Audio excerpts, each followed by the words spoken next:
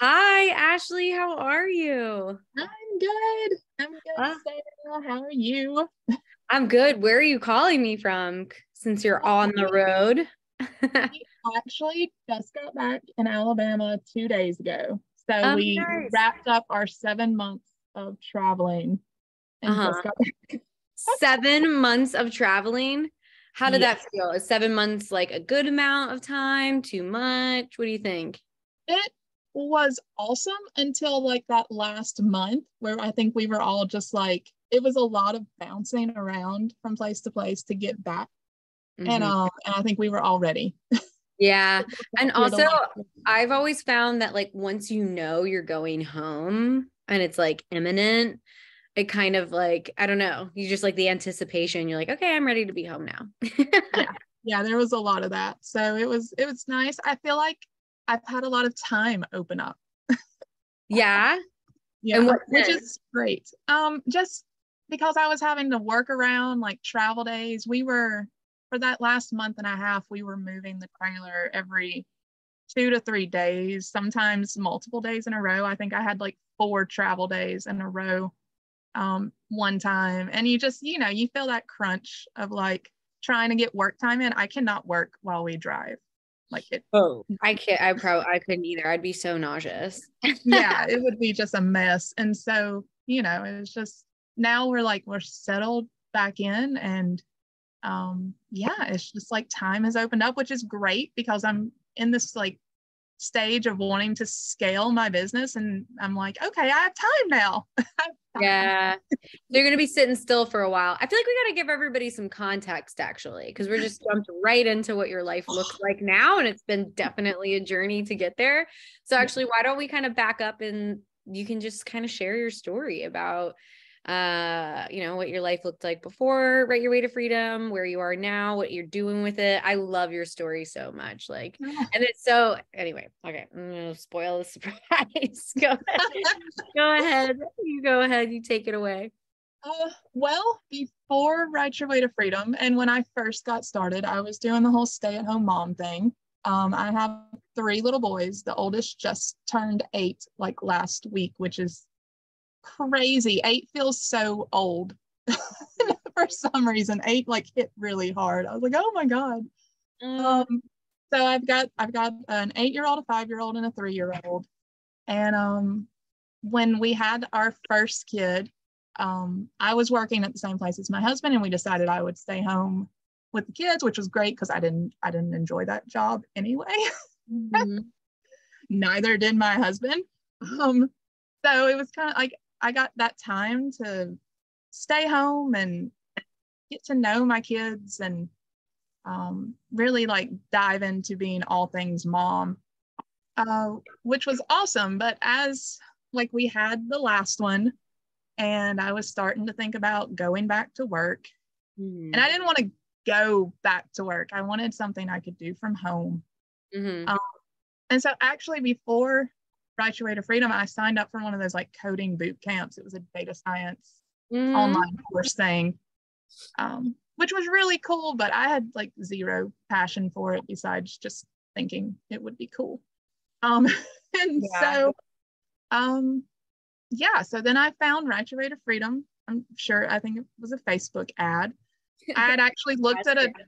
different copywriting course before that didn't jive with me, and yours just really spoke to me. Mhm. And I decided to get out of that data science thing. It wasn't working. It was dragging me down. I was just feeling like crap because like I wasn't putting in time into it and nothing was coming of it. Um, and I got a good refund, which helped. And I reinvested that. So I jumped from one online course that I basically failed at Mhm. into Write Your Way to Freedom. I reinvested some of that money, and yeah, it just felt right and clicked, and Yeah. there we go. And now let's talk about the life you've built with copywriting because it's incredible. Yes. And I love it because So it is so you did it exactly to your design. You know what I mean? And that's yeah, like those are my favorite kinds of stories. So what does it's life look like now? yeah. So yeah, my husband doesn't work at that crappy job anymore. It's like Yeah. that's one of the best things ever that has come from it. He just had his 1 year anniversary of retiring. That was on November 5th. So he has been out of that job for a year. He's been getting to stay home with the kids and really enjoy them while they're still young. It's been the best thing ever. And to get to that point, to kind of help with the finances of that and really like feel confident about me going from like 15 hours a week to a full-time schedule of about 25 hours a week. We went through this whole process and we now full-time live in an RV, which is awesome because it's like the epitome of freedom. Yeah. And so you're house goes where we go. Yes. And one of the things that was like amazing about, cause I remember your journey, like I was like following it cause it was like, that was your goal. And then you achieved it, like retiring your husband. And I remember it happened sooner than you thought, right? Oh yeah. Yeah. So I had actually, that was with FBA. That was with the 3-month coaching program. That was the big goal when I went into that with you, was like to get ready to get to that point where he could retire. And it was going to be like in February was kind of the date we had set. And then like November rolled around, the holidays were coming up. Brian like was thinking about it at work one day and he realized when you were looking at hourly, I was making more than him. And the only thing that was keeping me from making more was him working, because I was just working in his off time, 10, maybe 15 hours a week. And he was like, I think we can do this. And I had kind of grown in that confidence with that extra coaching to be like, yeah, we can do this. We can totally do this. And we set everything up with our finances. We're in good shape and we just jumped and it worked. I love that. I love that because that's an important thing that a lot of people have to go through, whether it's like your spouse quitting their job or you know, the person who's actually copywriting quitting their job, because a lot of people start doing it alongside a full-time job, is you get to that point where you kind of need time. You need more time and you gotta kind of make the jump to get the time, i.e. like quit the job so you get that time back. And so I love how you like talked about how you just kind of looked at how it broke down hourly and you're like, wow, the value is here. Like we're earning so much more with copywriting. Like let's go. Because that's a big transition. Was it exciting? Was it scary? How did it feel? A little bit of both. Yeah. I felt really confident that, like, you know, I knew I needed to get another client or two pretty quickly after that. But I also felt really confident that I could, and I started some extra client acquisition, and everything just fell into place. And so yeah, scary. I'm the sole income provider for our family, and how's so that you know, feel? it's awesome. And yeah, also like I gotta keep my shit together. But it's amazing because I have so much flexibility that my husband never had when he was in that role. I'm not sacrificing that time away from my kids like he was having to do that providing. I still get all that good stuff. So you're working like what? Did you say 25 hours a week right now? Yeah, I usually average about 25 hours a week. And about what are you bringing in per month, if you don't mind sharing? Right around 8,000 a month. Nice. Yeah, and I had my first 10K month just back in August. Nice. November now, so that's November, so like 4 months ago ish. Yes. Yeah. And then I kind of consciously scaled back, which is just like weird that I can like make that choice. Because I kind of cut off some clients that weren't really lighting me up anymore. And it's opened up time to put into my own business. So I'm in that stage of like setting up my own lead magnet and my own welcome sequence and like getting project management systems in place. And so I got that time opened up for all that. And yeah, it's really exciting. And you get to do it. It's like going into the holidays. You can free up some of that time. Yes. Yeah, definitely. That's amazing. I'm so curious. Wait, I'm so curious about so much. Well, it's actually one thing. Walk me kind of through the timeline. Like when did you start Write Your Way to Freedom? How long has this whole process taken you? Okay, so I had down that I was gonna like double check all these dates before this, and but it totally slipped my mind. But I have like rough ideas. Yeah. So it was in the midst of 2020. A lot of during the pandemic. during the pandemic. I think I signed up for the course around June. Okay. And just kind of jumped in. So still at the beginning of the pandemic. Yeah, it was still Real early quick, on. walk me through that. It's the middle of a pandemic. The world is like shut down. Why invest in a program about like starting a business? Like, what was the thought process? I mean, I think a lot of people were realizing even that early on in the pandemic that like getting to spend time with family is so important. And you know, we weren't getting to see extended family. My husband was still going into his job where a lot of people started working from home. His job was not one of those where you could, and he was still going out there in the world. I don't like, it's just, we knew we wanted to change how we were living. Yeah. I guess. And it's also like, I think a big realization, I don't know if you came to this realization as you started working through the course and like, you know, really building your copywriting business. But for me, having gone through the 2008 recession, it's like this, we all think that like the job is like secure and stable, and freelancing seems so crazy. You know what I mean? Because it's like not what people call the steady paycheck, but ultimately it's like, it's just a recurring paycheck. It's not necessarily steady. Lots of people lost their jobs or secure, right? And and then as you start to build your freelance business and take on some solid clients, you're like, okay, you know, my income is kind of diversified, right? And so yeah. And it's really amazing to get to like be in control of your day like that. You know, if I'm not having a great day, if I need a mental health day, I can just take it. It's just, it would be hard to go. I have zero plans to ever go back and work for anybody else. I can't even imagine. I think about it sometimes and it like makes me laugh. I'm like, there's just no chance. No, I would be the worst employee. I know. I'd be like talking back. I'd be like, you can't tell me what to do. Like, it'd be so rough.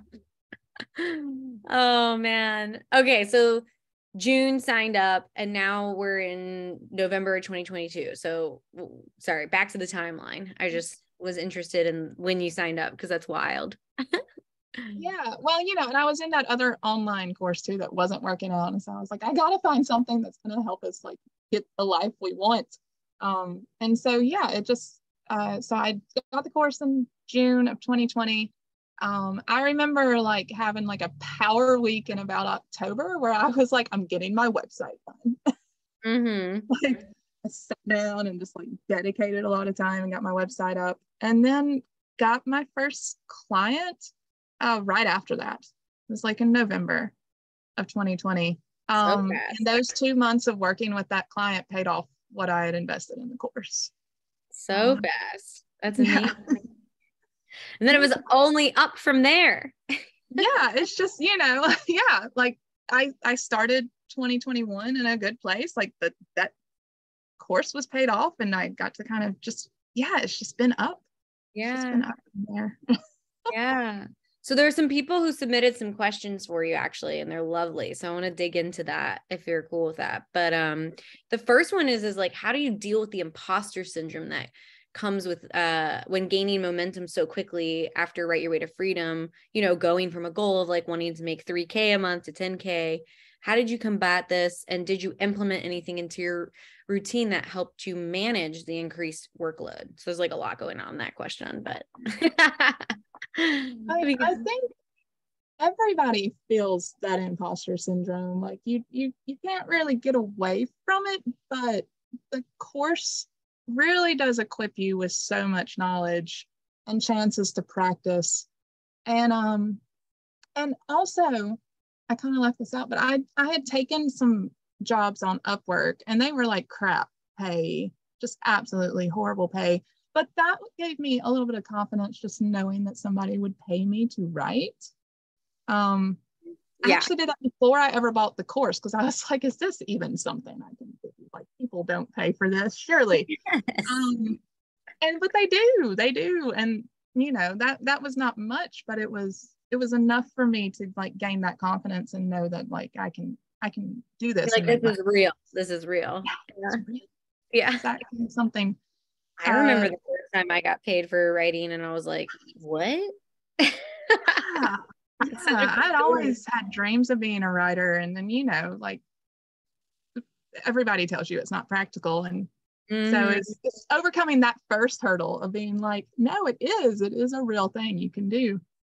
And then just continuing to do it.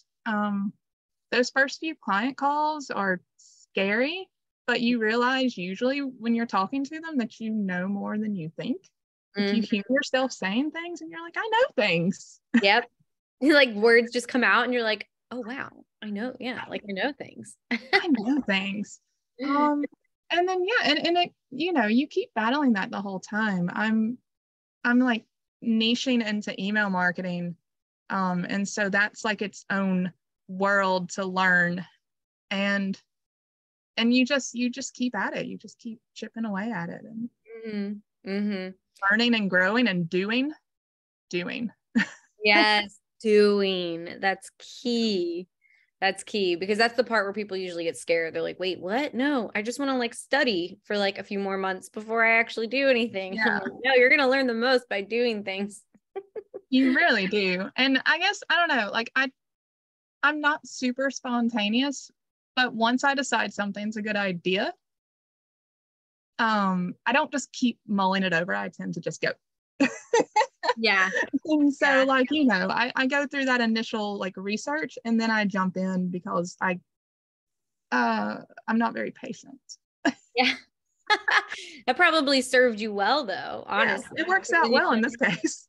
You do your like worrying at the beginning and you're like, okay, I gotta give us 100%, you know? That's amazing. So what advice one of the questions was how long it took you to get to 20 to 25 hours a week and retire your husband. What steps did you take to reach that goal? We kind of touched on that, but is there anything you want to add to that?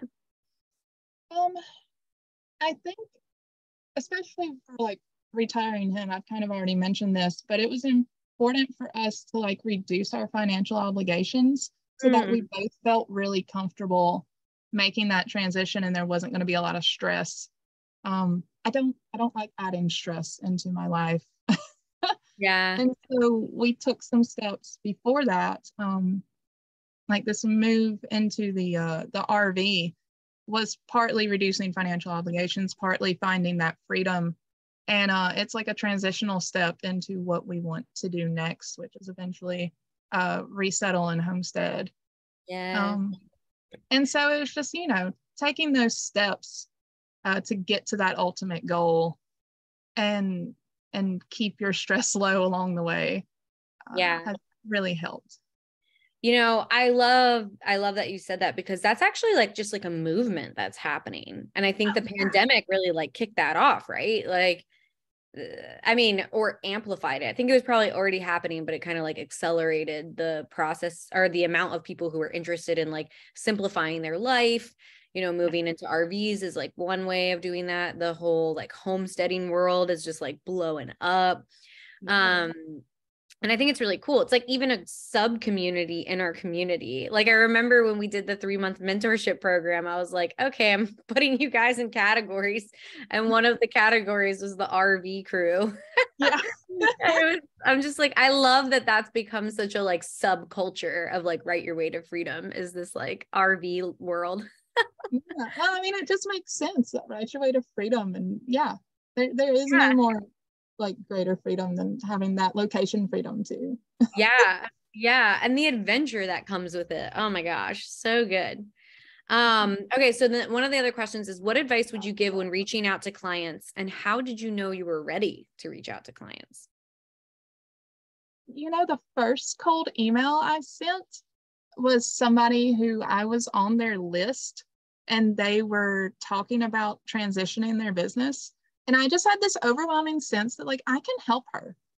I can help her. And it was one of those moments where it's like, I just kind of jumped. I sent that person an email and explaining how I thought I could help her. And she wrote back, and she wasn't ready at the time, but we actually reconnected months later, and she turned into a client for a while. That's and yeah, it's so just it was all driven from a place of like, feeling like I could help somebody. And that's exciting. Yes, that is exciting. I also think it's kind of like alleviates some of the pressure, because again, most of us come from like the employee world where, to get a job, right, to get like paid, you have to like present a resume and pretend like things and stuff like that. And with copywriting and freelancing, it's like you just really have to lean into, how can I like help this person? And if you're studying and like intentionally studying marketing and copywriting, like there are going to be people that you can help, even like the little guys, and as your expertise grows, you can help people who have more complex marketing. And it's just kind of a process. And so I don't know. I love that. Yeah. Okay. So last question that was submitted was, any advice on how to break into email copywriting and how to pitch my email services during cold outreach? Should I pitch them a specific email sequence like a welcome series to get my foot in the door? Anytime I'm cold emailing specifically to pitch email marketing, I snoop. First. I sign up for their email list and I see what I get. What does their welcome sequence look like now? Is it too short? Is it too long? Are they not including something they should be? And you go from there. You let them know, like, hey, I signed up. I love what you're doing. I got your welcome sequence and it looks great. Have you thought about this, this, and this? And you just give them that info. It lets them know that you know what you're talking about. It gives them some actionable tips, and it gets the conversation going. And just snoop on them. Yes. Yeah. And that's the thing too, is because so many with cold outreach in particular, because I get them all the time. So many of those things that business owners get is just like such generic, like not helpful. I didn't do any research before I contacted you. So if you just put like a little bit of effort in and actually know what you're talking about as far as like what they're trying to do, i.e. signing up for their email list and then like giving them feedback on that specific thing, I mean, that's going to go so far. So I love cold emailing.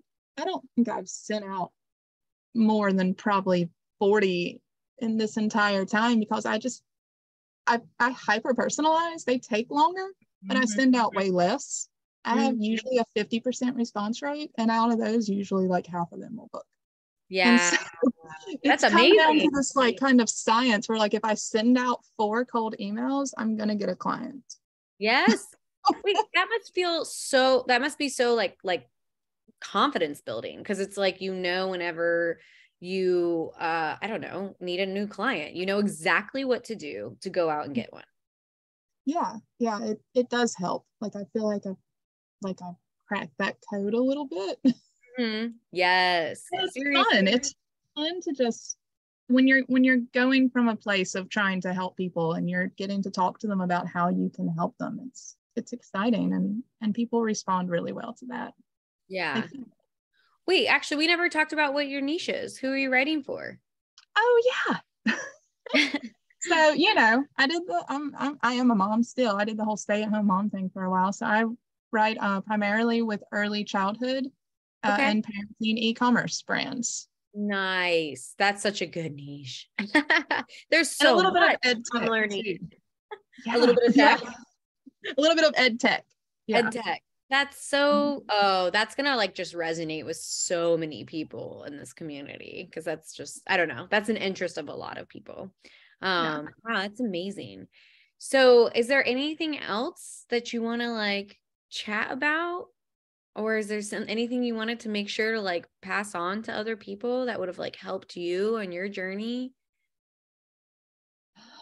I mean, just keep going and keep believing it can happen. Yeah. Push back on those doubts. I know I just this weekend I like kind of tailspinned. It happens at every stage. You're gonna have moments. At every stage. Every It still stage. happens to me. It doesn't go away. Yeah, So if you're and waiting for it to go away to like make a next step, you're gonna be waiting forever.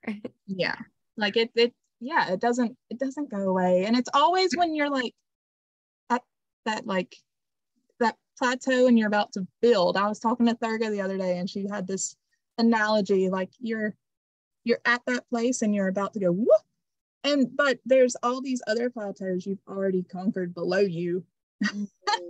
So remember that. Remember where you've been and remember where you're going, and take a few minutes. And like I took the weekend and just kind of like sat in it for a while. I figured out what triggered it, and Monday rolled around and I felt a lot better. It's like I was rejuvenated and ready to go again. But it's gonna hit you at every Mm. stage. But it's always because something exciting is coming. Yes. For me, that's the thing I always remind myself is that it's just a sign of growth. Yeah. And if it's showing up, I'm like, okay, we know what this thing is. And it just gets, and the thing is when you move through those seasons of growth in your business, it gets easier and easier to identify, to know what it is, and to just be like, okay, like we're good. Like we know what this is. It feels really uncomfortable, but we're going to move forward anyway. And you just keep doing that over and over again. And it's Yes. just like, ugh, it's the best.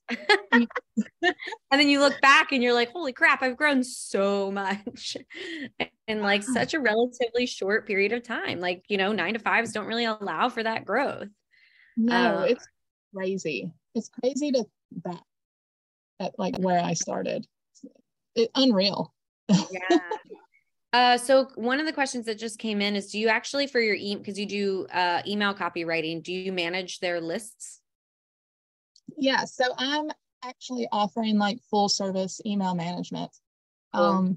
Managing the list is the fun part. Like the Yeah, I like it. and the like collecting data and the personalizations and setting up flows. That's the stuff that just like fires me up. Yes, I love it too, because I love getting like the data back. It like tells you, it just informs everything else that you do. I don't know. It's a nice mix of like this like science and the creativity of Yes. marketing. And I just love that. Yeah. I love the numbers. Like I was writing a due date based flow for a client and it was so challenging. It was in MailChimp, which is just like, oh, but like there was this challenge of like having to figure out exactly how this would trigger because MailChimp didn't have what I needed it to have to like just go based off the due date. And so I got to experiment and build the flow and like had the next segment tag triggered and all this stuff. It was like a puzzle. It was like building a puzzle. Mm-hmm. And it was just so much fun. And when it was done, it was just accomplishment. I was just like, yes. Yes. And then it all works. And you're like, yes. Yeah, and it works. Yeah, MailChimp is not the best with automations. Oh. Yeah. No. So where are you going next year in your business? What's the next step? What's the next evolution? So I'm like setting the stage to build into more of a boutique agency style. Cool. So I'm going to be offering larger packages that include a lot of email strategy along with the back end stuff, the done for you element of setting up everything. Nice. I'm hoping to bring on a few more people to help with that as I kind of get my SOPs in place and all that stuff. And Yes.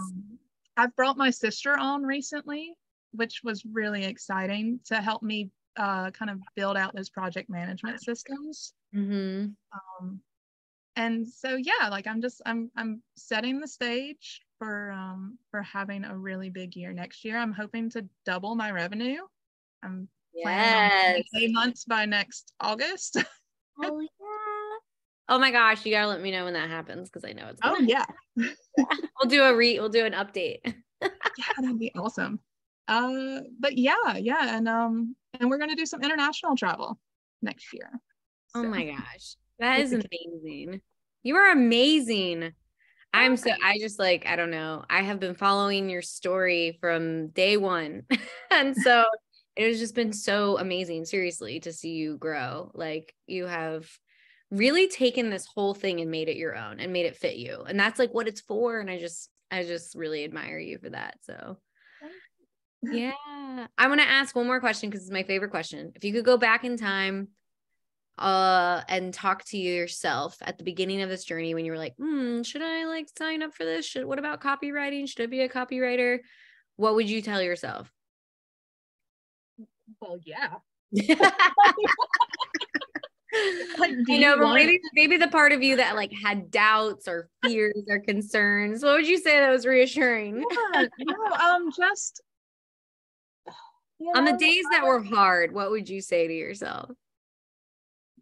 To trust it, and know that you're building something for you that is that's going to carry you through all the rough patches and yeah, like just what would I say to myself? That's gorgeous. I'm like literally typing it out. Know that you're building something for you. That was so good. It's so true. And that's the thing I think people often forget at the beginning because we're so worried about just like getting that first client, earning that first like dollar, because a lot of people come into this where they're like, need to earn more money and like it makes sense. But it's like this thing that you're building can sustain you for like decades to come and also weather some serious storms, pandemics, recessions, things like that. I've been doing it for like almost 10 years now, and so it's like, you got to remember, like, this is like going to sustain you. And so I love that you said that because it's just so true. And it's easy to forget, right? Yeah. It's been the best journey. And I don't know, like I feel like I've just transitioned into a whole nother stage of my life. Sarah, I'm gonna be 40 in January. What? I did not know that. And like I thought you were so much younger. I cannot tell. Well, thanks. Good.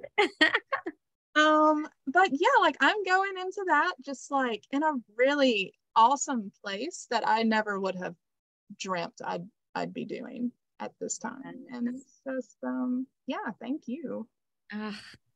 Seriously, my pleasure. It's like brings me so much joy to hear stories like this, stories like yours. And so I don't know, it's like the best. Thank you all for being here. Thank you, Ashley, again for sharing your story. We're definitely checking in on you and like get the update as you build your empire. I cannot wait. And yeah, thank you for being here. Thank you so much. It's so awesome to get to share. So, and good luck to everybody. I love seeing everybody else like just kick ass and do their thing. So our community is pretty special in that way. Love to see everybody succeed. It's so good. Yes. All right. Well, have a lovely rest of your day. Thank you so much. I appreciate you. Bye. Bye, guys.